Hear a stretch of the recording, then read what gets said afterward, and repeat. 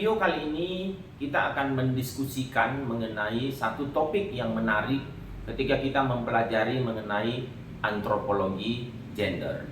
Pada pertemuan kali ini saya ingin menerangkan kepada kita mengenai Foucault dan gender regime. Untuk bisa menuntun kita mengenai apa yang akan kita diskusikan, maka saya ingin mengajak kita untuk bergerak dalam dua tujuan pembelajaran. Yang pertama, saya nantinya akan menerangkan kepada kita mengenai core konsep yang dihasilkan dari pemikiran Foucault dalam relasinya nanti dengan topik antropologi gender. Lalu kemudian pada bagian berikutnya tentu saja kita harus memikirkan bagaimana implikasi daripada jalan berpikir dari Foucault itu terhadap apa yang kita pahami mengenai tentang gender ini. Nah, mari kita mulai. Foucault berpandangan bahwa segala sesuatu yang kita sebut sebagai power itu tidak datang begitu saja. Power harus dikonfigurasikan dengan sejumlah kekuatan yang dimiliki oleh power tersebut. Jadi menurut pandangan Foucault, power, kekuasaan itu tidak dapat diperoleh begitu saja, tapi harus dilakukan, didapatkan, dan diperoleh dengan 4 hal. Yang pertama, menurut pemikiran Foucault, kekuasaan itu harus diperoleh dengan memusatkan kekuasaan pada segelintir orang saja. Jadi pemusatan kekuasaan akan memungkinkan kontrol terhadap mereka yang dikuasai. Jadi Foucault berpandangan bahwa kita harus mampu memusatkan kekuasaan secara tersentral sehingga kondisi atau situasi dapat dikendalikan.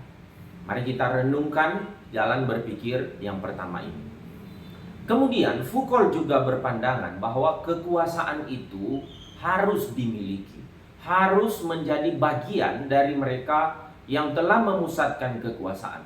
Kepemilikan itu berarti penguasaan terhadap segala apa yang berada di dalam sebuah arena sosial. Nah, tanpa orang menjadi pemilik daripada kekuasaan, maka dia tidak mungkin menjadi seorang penguasa. Yang ketiga, kekuasaan seringkali diperoleh harus dengan adanya pemaksaan.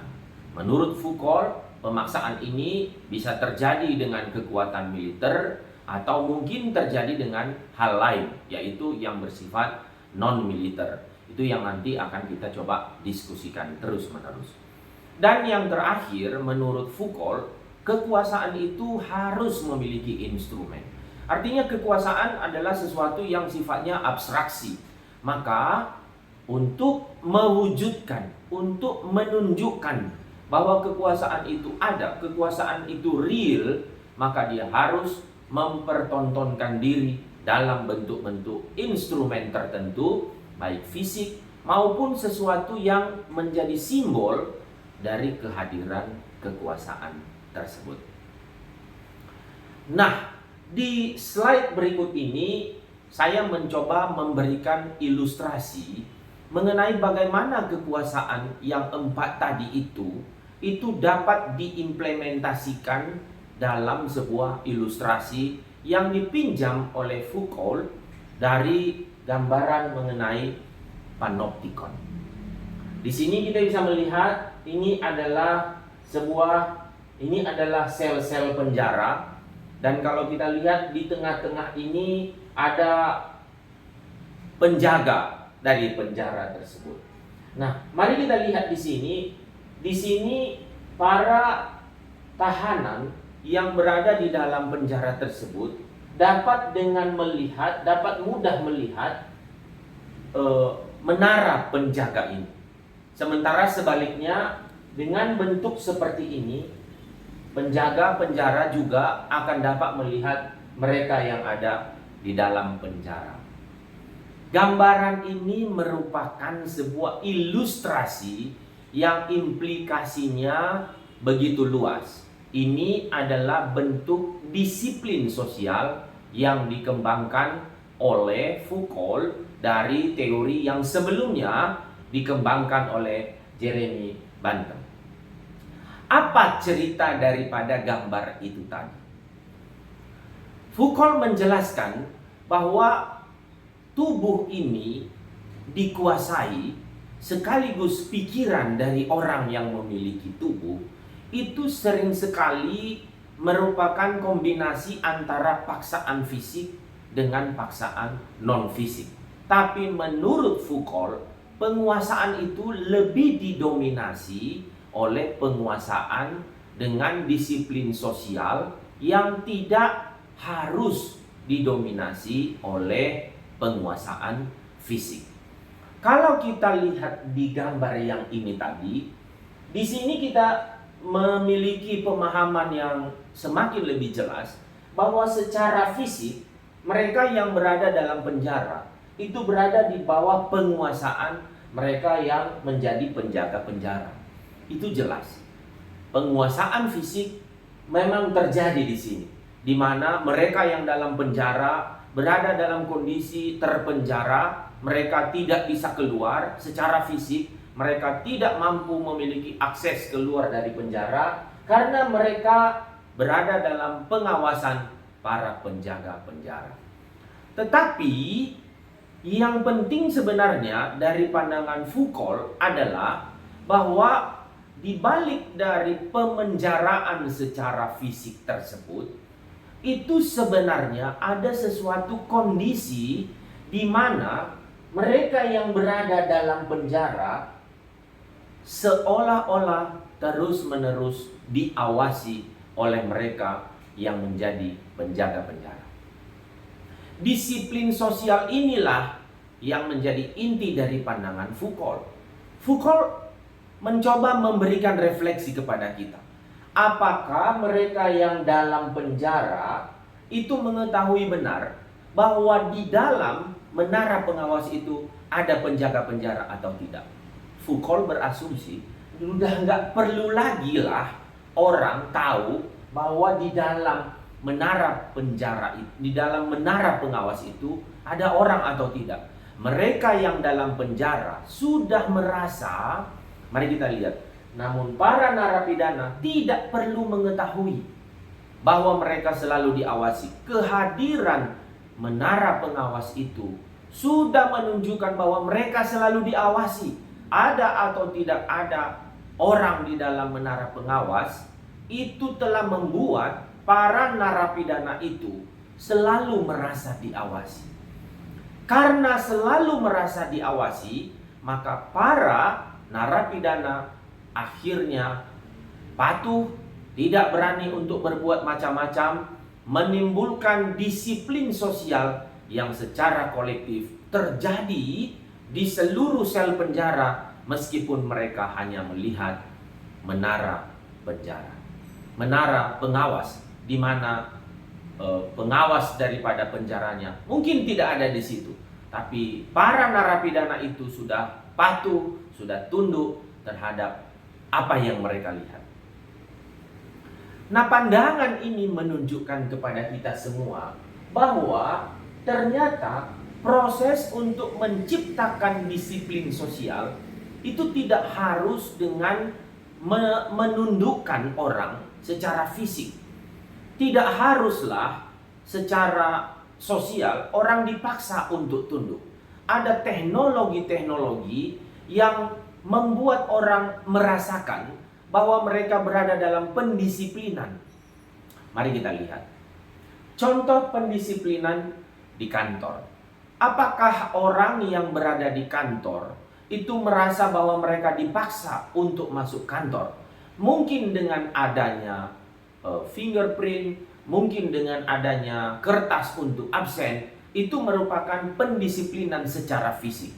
Tetapi menurut pandangan Foucault tadi, instrumen untuk mendisiplinkan itu telah berubah menjadi pendisiplinan non-fisik. Orang sudah berpikir bahwa mereka harus disiplin karena dalam pandangan mereka, mereka diawasi meskipun tidak pernah ada yang mengawasi. Fingerprint absen, tidak punya mata untuk mengawasi orang. Tapi fingerprint absen, berbagai bentuk pengawasan lain merupakan representasi dari sesuatu yang berkuasa, sehingga yang dikuasai umumnya tidak lagi perlu melihat, tidak perlu lagi mendengar, tidak perlu membuktikan secara fisik bahwa yang mengawasi ada di sana. Karena pengawasan telah menciptakan kedisiplinan sosial sebagaimana kehendak daripada mereka yang berkuasa. Demikian juga dengan di militer. Di dalam dunia militer kita tahu bahwa ada rantai komando. Rantai komando itu terbentuk dengan menggunakan sejumlah aturan. Mulai dari bangun pagi, ada upacara militer, lalu kemudian pagi hari, lalu kemudian siang, sore, malam, disertai dengan pendisiplinan, menggunakan bendera, menggunakan berbagai rambu-rambu. Semuanya menciptakan disiplin sosial. Tanpa perlu ada seorang jenderal untuk memerintahkan orang untuk segera berbaris. Hanya dengan mendengar sirene, maka seluruh prajurit pun sedia dan siap siaga. Ilustrasi yang sama bisa kita lihat di rumah sakit. Di rumah sakit, orang tidak lagi memerlukan kehadiran daripada seorang dokter, seorang pimpinan rumah sakit. Semua sudah tertata. Di mana ada tempat untuk berobat, untuk menerima pasien, semua sudah tertata.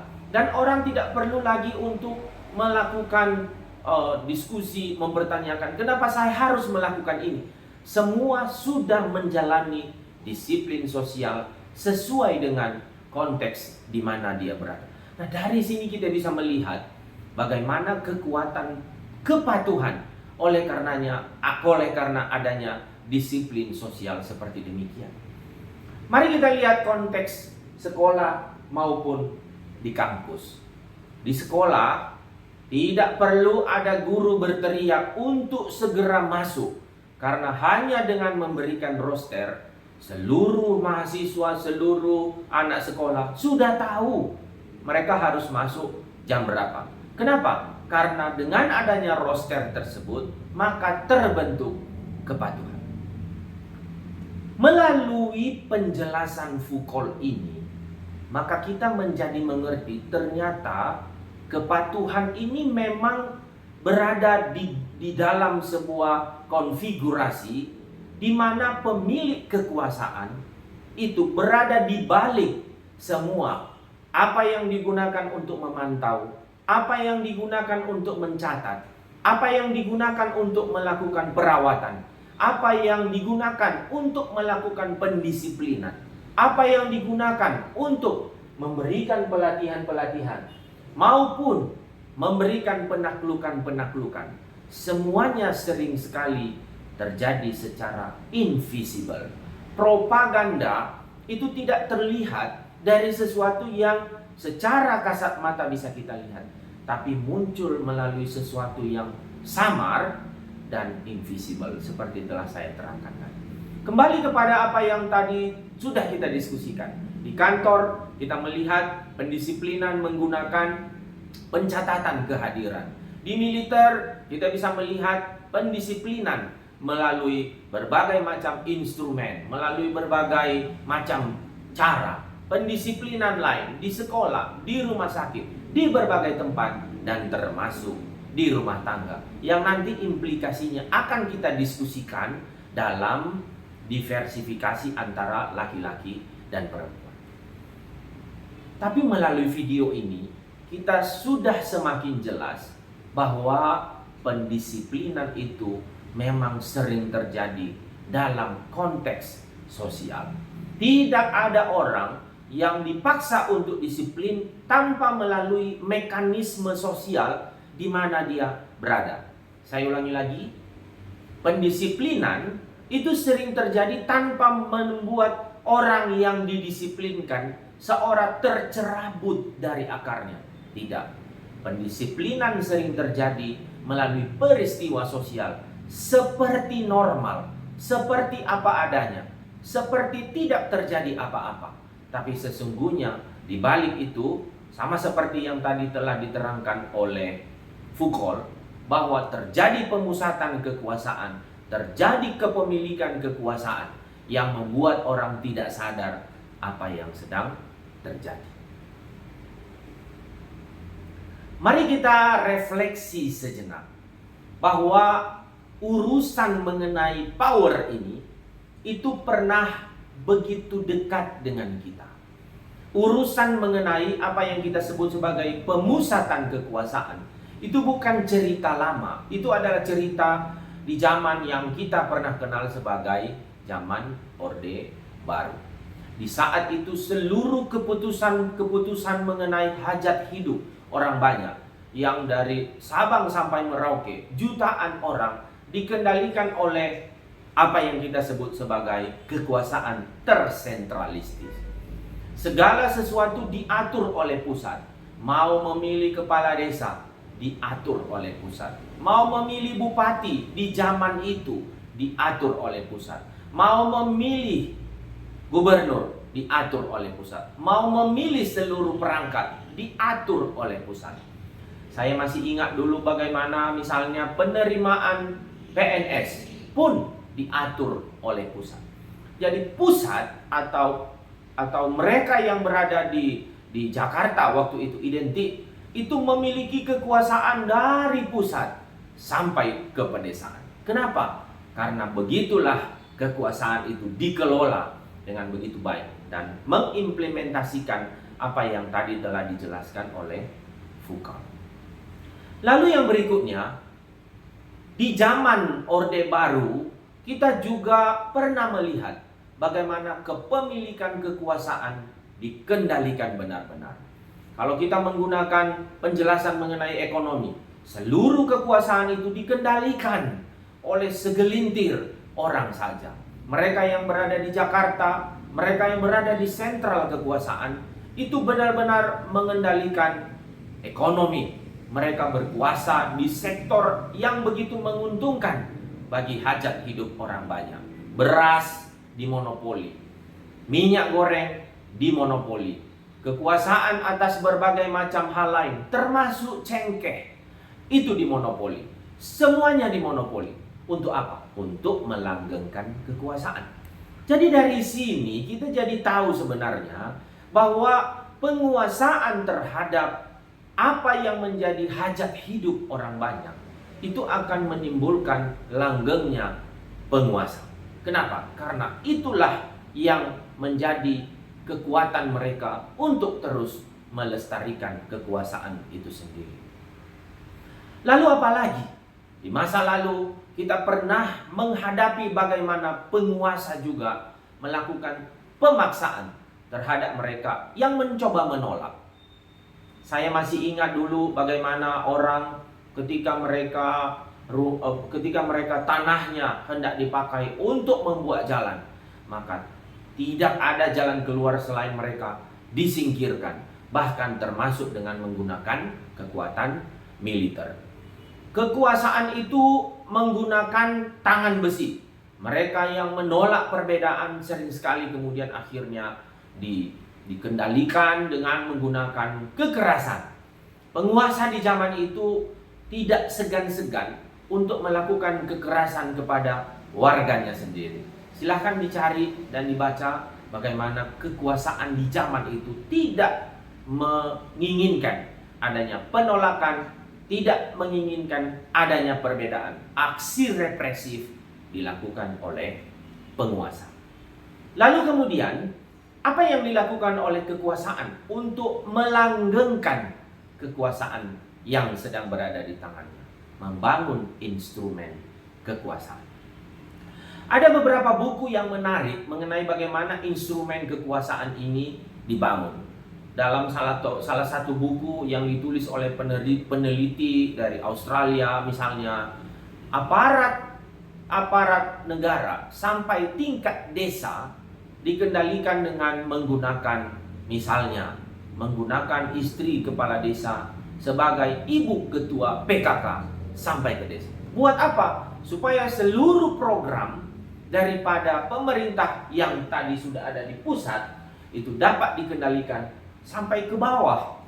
Seluruh kehidupan warga negara itu berada di bawah kendali mereka yang berada di pusat sampai di daerah. Anda mau mengurus misalnya surat bebas daripada yang mereka sebut dari surat bebas dari komunisme dan seterusnya, pemerintah meminta rekomendasi dari kepala desa. Semuanya diatur supaya seluruh instrumen kekuasaan itu memang bermanfaat untuk bisa membuat disiplin daripada warga negara terkendali sampai ke bawah. Sekarang pertanyaannya, ketika zaman sudah berlalu, apakah model kekuasaan seperti ini juga sudah berlalu? Jawabnya, maaf, justru tidak. Balik lagi kepada apa yang sudah kita pahami tadi. Kekuasaan itu tidak harus hadir secara fisik di zaman Internet of Things seperti ini. Hari ini kita mungkin tidak melihat Central Tower. Hari ini kita mungkin tidak melihat penjaga penjara berkeliling di menara pengawas untuk memperhatikan kita. Tidak, tapi berbagai macam cara di era Internet of Things ini membuat kita mengalami sensor, membuat kita tidak lagi bisa bergerak dengan cukup leluasa karena kita berada di dalam penguasaan dari pihak lain yang mungkin kita sekarang ini tidak memperhatikannya dengan baik. Salah satu contohnya adalah, mari kita bertanya, Anda punya HP, handphone. Anda beli HP dengan uang Anda sendiri. Betul. Anda menggunakan uang Anda untuk bisa mengakses internet. Betul. Tapi pertanyaannya, benarkah Anda yang memiliki HP? Apapun yang Anda download diatur oleh orang lain. Apapun yang Anda lihat diatur oleh orang lain. Apapun yang Anda ingin saksikan sekarang ini dengan teknologi artificial intelligence direkomendasikan oleh pihak lain. Pertanyaannya, HP Anda yang punya, tapi HP ternyata Anda tidak kuasai. Sekali data Anda berikan, maka mereka yang menguasai HP Anda itu tidak lagi membiarkan Anda keluar kontrol. Anda mungkin bertransaksi dengan berbagai macam komersil, produk-produk komersil. Betul. Sekarang kita begitu mudah untuk memanfaatkan handphone. Tetapi sekali kita sudah addicted dengan hal tersebut, maka sesungguhnya tanpa paksaan lagi kita sudah menggunakan HP karena penguasaan terjadi tanpa institusi. Ini merupakan ilustrasi yang cukup mumpuni kepada kita untuk menggambarkan bahwa ketika kita tidak lagi sadar bahwa kita terus dipantau, maka sesungguhnya kita telah menyerahkan diri kepada yang menguasai kita. Setiap bulan di HP saya akan keluar notifikasi mengenai di mana saja saya pernah pergi. Di HP Anda, coba lihat, di situ ada detect lokasi secara otomatis. Anda perlu itu untuk apa? Untuk memesan Grab, memesan apapun. Bahkan saya perlu itu untuk absen saja, saya perlu menghidupkan lokasi. Secara tidak langsung, kita mengizinkan tubuh kita ini dideteksi lokasinya. Saya tidak perlu menyebutkan siapa yang mendeteksi, tapi aparatus atau alat untuk mendeteksi tubuh kita di mana berada itu telah kita serahkan secara bulat-bulat, meskipun sebenarnya kita tidak pernah mengizinkan hal tersebut. Saya bisa dideteksi dalam bulan ini sudah pergi ke kota mana saja, sudah pergi mengunjungi apa saja, sudah pernah berlari berapa kilometer, sudah pernah bepergian dengan menggunakan apa. Anda selfie, lokasi settingnya hidup, Anda akan terdeteksi. Anda bermain HP di sebuah tempat, Anda menghidupkan deteksi lokasi, Anda sudah berada dalam penguasaan. Nah, ini merupakan sebuah gambaran kepada kita betapa transformasi power ini berjalan hampir-hampir tanpa kita sadari. Panoptikon itu sudah tidak lagi berbentuk fisik seperti menara pengawas, tapi sudah berada di berbagai tempat di zaman yang kita sebut modern ini. Semodern apa kita? Makin modern, ternyata kita makin dikuasai oleh sesuatu yang makin invisible. Seperti tadi sudah saya terangkan, segala sesuatu tidak lagi memerlukan simbol-simbol fisik, tetapi penguasaan itu terjadi melalui sesuatu yang tidak nampak, kasat mata, dan invisible. Buktinya apa? Mari kita lihat. Ada berita mengenai kebocoran mengenai 1,3 miliar data SIM card. Waktu Anda mengaktifkan data Anda, mengaktifkan nomor Anda, maka perlu ada pendaftaran SIM card. Anda kirim kemana? Kita nggak pernah tahu. Anda kirim ke pemerintah, betul. Pemerintah apakah megang itu? Tidak, buktinya bisa bocor. Pengguna itu kemudian menjual, penguasa itu kemudian menjual ke tempat di mana Anda kemudian mungkin heran. Kenapa Anda menerima kiriman-kiriman yang secara rutin dikirimkan kepada Anda? Anda tidak pernah menyerahkan itu. Mari kita lihat ya, bahwa ternyata norma kekuasaan tidak memerlukan izin Anda supaya Anda menyerahkan hidup Anda.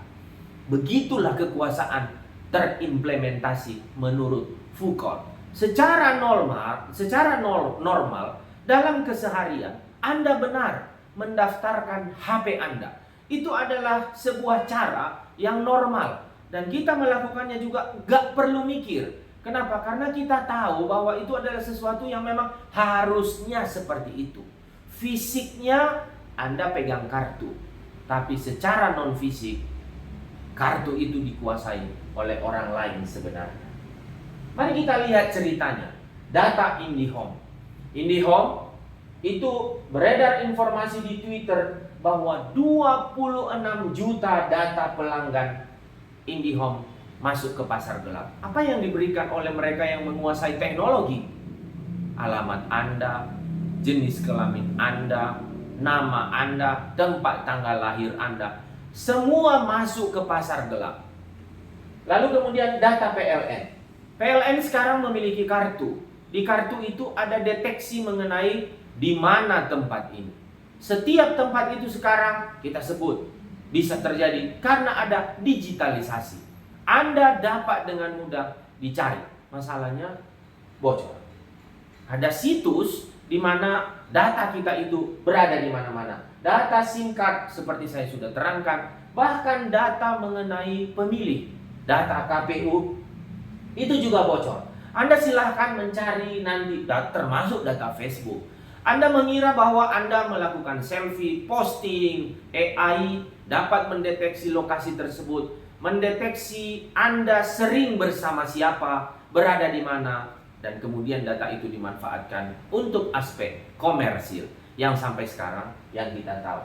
Data BPJS. Ini data BPJS adalah data yang mencakup riwayat penyakit masyarakat Indonesia dari tahun ke tahun. Untuk apa? Mari kita duga. Mungkin itu dipakai untuk mendesain pengobatan tertentu. Mungkin itu digunakan juga untuk mendesain alat yang harus diproduksi melihat peta penyakit daripada masyarakat. Untuk apa terserah. Lalu kemudian data bank. Semuanya silahkan Anda bisa perhatikan di layar yang ini. Tapi intinya ada pada judul di sebelah. Memonitor yang dikuasai. Monitoring mereka yang dikuasai tidak perlu lagi menggunakan menara penjaga. Sekarang mari kita melangkah mengenai dunia mahasiswa. Mari kita mendengarkan satu kritik dari Foucault bahwa sebenarnya Anda menjadi mahasiswa itu sedang mengalami proses pendisiplinan. Mari kita lihat bukti-buktinya.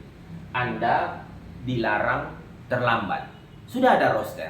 Itu untuk apa? Memang Anda masuk secara fisik. Kita sebagai mahasiswa masuk ke kelas secara fisik. Tetapi sebenarnya itu digunakan untuk apa? Untuk memberikan Anda pendisiplinan. Lalu kemudian di sini juga kita diatur mengenai siapa yang mengajar, Anda masuk mata kuliah apa, semua sudah diatur. Lalu kemudian kita diatur manggil apa ke dosen. Manggil Mister, lalu kemudian memanggil apa. Lalu kemudian ada manner tertentu.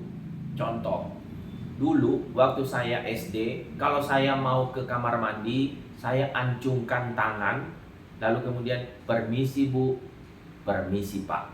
Sama, dari sejak saya SD sampai dengan saat seperti ini, setiap kali kita meninggalkan ruangan, kita ngacungkan tangan, lalu kemudian permisi Pak, permisi Bu.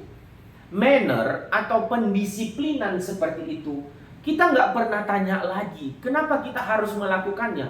Karena memang begitu settingannya. Sering sekali kita harus mengatakan seperti itu. Lalu kemudian, apa yang terjadi di ruang kelas kita adalah ujian. Prosedur ujian sangat ketat. Mereka yang bisa ujian harus sudah bayar SPP. Mereka yang bisa ujian harus sudah katakanlah mengikuti perkuliahan 75%. Kenapa? Karena memang begitu. Begitu itu siapa yang mengatur? Kementerian Pendidikan. Siapakah Kementerian Pendidikan?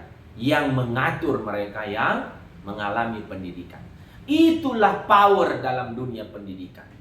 Kita pernah bertanya? Tidak. Anda sebagai mahasiswa masuk ke universitas tentu melalui sejumlah prosedur. Apa itu? Anda belajar waktu SMA, Anda mengikuti bimbingan atau tidak mengikuti bimbingan, Anda dinilai dari raport, lalu kemudian kita mengikuti seleksi nasional, apakah mandiri ataukah berbasis komputer, kita ujian, lalu kemudian sudah diumumkan masuk, Anda diberi prasyarat sejumlah A, B, C, D dan seterusnya, lalu Anda kemudian mendaftar ulang ke universitas, lalu kemudian Anda daftar jadi mahasiswa, lalu bayar uang SPP. Seluruh prosedur itu, teman-teman, saudara-saudara, kita tidak pernah tanya lagi. Karena Anda kalau tidak menempuh prosedur itu berarti Anda tidak layak, tidak kompeten menjadi mahasiswa. Mari kita berefleksi. Kenapa? Karena mahasiswa adalah periode di mana Anda harus bisa melihat rasa yang baru saya sudah terangkan tersebut.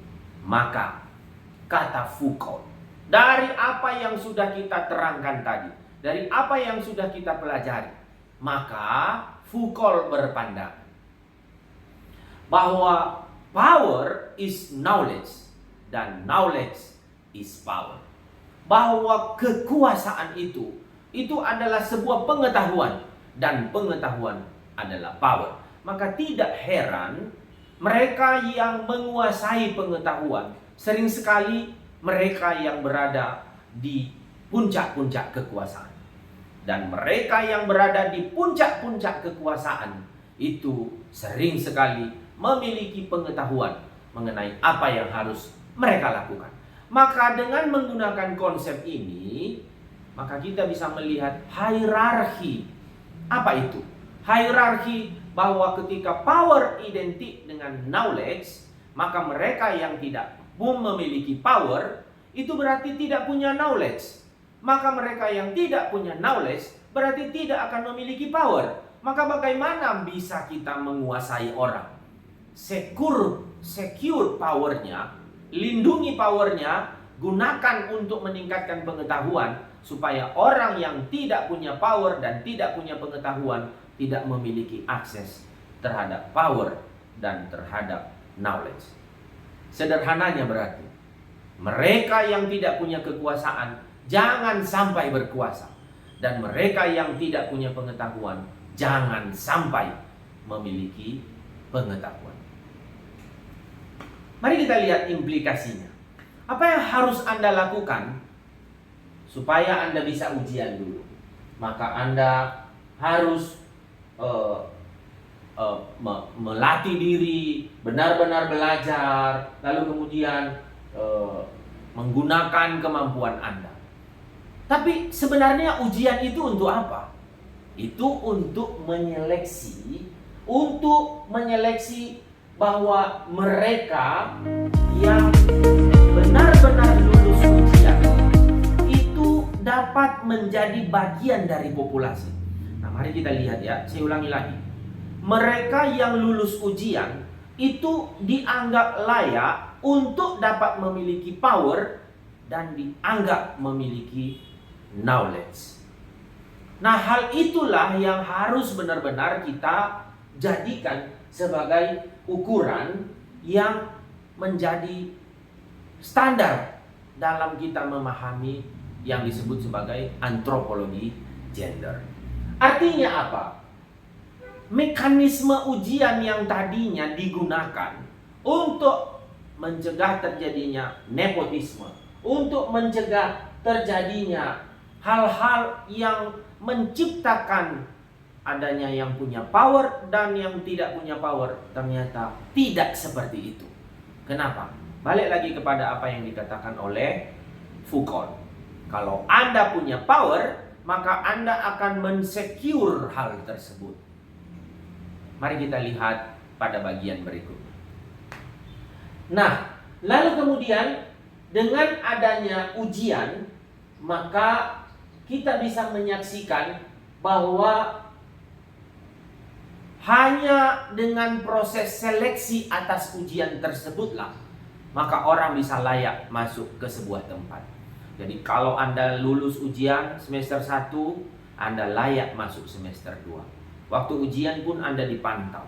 Lalu kemudian berakhir sampai Anda sarjana. Seluruh nilai yang Anda peroleh kemudian Anda terima untuk melayakkan Anda. Pertanyaannya adalah, apakah mereka yang tidak pernah ujian tidak layak untuk sebuah tempat? Pasti tidak, menurut pendapat Foucault. Nah, bagaimana cara untuk mendisiplinkan Anda? Bagaimana cara mendisiplinkan mahasiswa dalam konteks ruang belajar? Cara untuk mendisiplinkan mahasiswa adalah Anda dipaksa belajar. Kenapa Anda dipaksa belajar? Karena dengan cara itu Anda layak untuk kelak jadi sarjana. Sama juga dengan praktek-praktek yang lain. Apa itu? Kita pun dipaksa untuk mendaftarkan diri, karena kalau tidak akan ada bantuan tertentu. Jadi model paksaan itu ada. Lalu kalau kita tidak bayar apa, maka kita tidak dapat memiliki akses terhadap apa. Pemaksaan merupakan pemaksaan fisik, tetapi pemaksaan non fisik pun akan dapat terjadi dalam kehidupan yang berbagai macam kita hadapi. Termasuk ketika Anda tidak punya uang untuk mengikuti ujian, maka Anda dipaksa untuk cari uang. Orang tua akan dipaksa untuk cari uang. Kalau tidak, maka Anda tidak bisa ikut ujian. Seluruh pengetahuan tersebut itu menjadi modal kepada kita untuk memahami implikasi daripada pandangan Foucault yang telah kita pelajari tadi untuk memahami gender regime. Apa yang kita sebut sebagai gender regime? Yaitu semacam kekuasaan di mana terjadi pemisahan antara laki-laki dan perempuan. Mari kita lihat gambar yang ini. Mari kita lihat bahwa di sini ada sebuah arena. Ada sebuah arena di mana tidak ada orang yang mengawasi.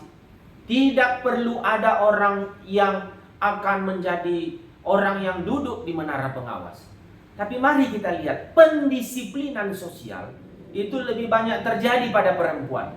Apa yang dialami oleh perempuan ketika mereka ingin berlomba lari. Ini gambar ini luar biasa, saya ambil di media sosial. Apa yang dialami oleh perempuan ketika mereka mengalami perjalanan lomba lari seperti ini, mengalami kompetisi seperti ini.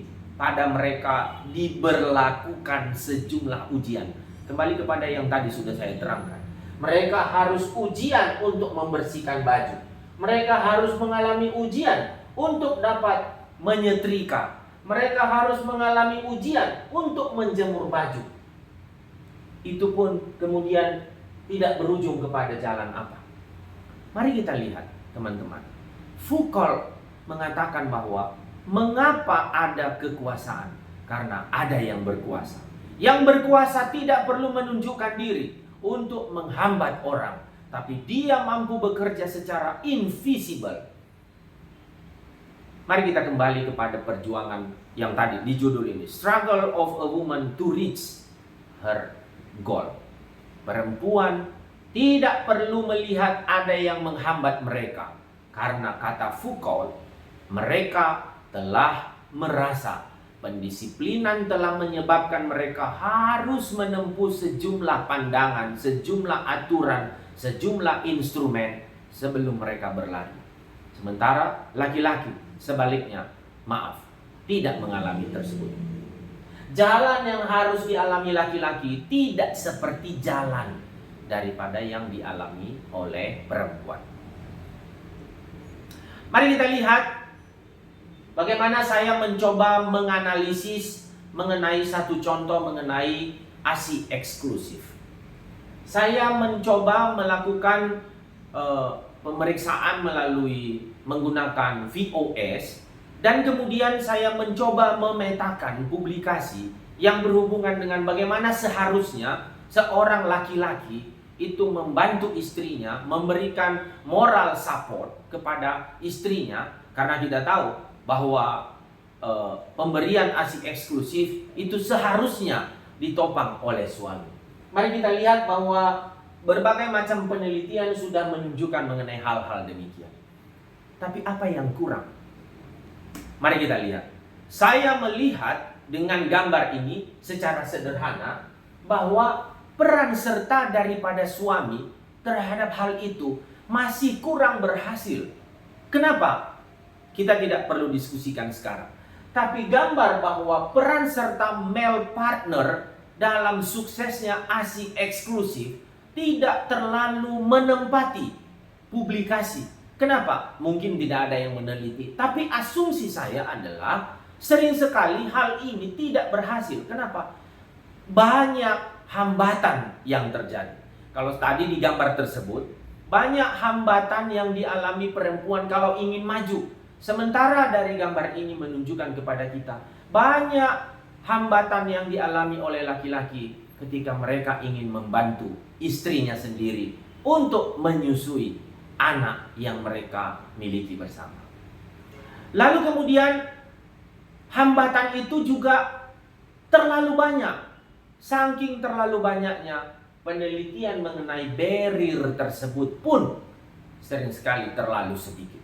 Nah, inilah yang menjadi topik daripada antropologi gender. Kita meneliti konfigurasi dari bagaimana gender itu terimplikasi dalam banyak hal. Mari kita lihat lagi contoh tentang kematian ibu. Kematian ibu terjadi gara-gara, berdasarkan teori ini, gara-gara fase 1, yaitu ibu terlambat untuk dibawa ke pelayanan kesehatan. Lalu kemudian ibu dibawa untuk ditransportasi, dibawa untuk mencapai fasilitas kesehatan. Lalu kemudian ibu sering sekali terlambat ditangani di fasilitas kesehatan. Mengapa ibu terlambat dibawa ke pelayanan kesehatan yang berada di fase 3? Barriernya banyak. Karena perempuan sering dianggap bisa melahirkan sendiri.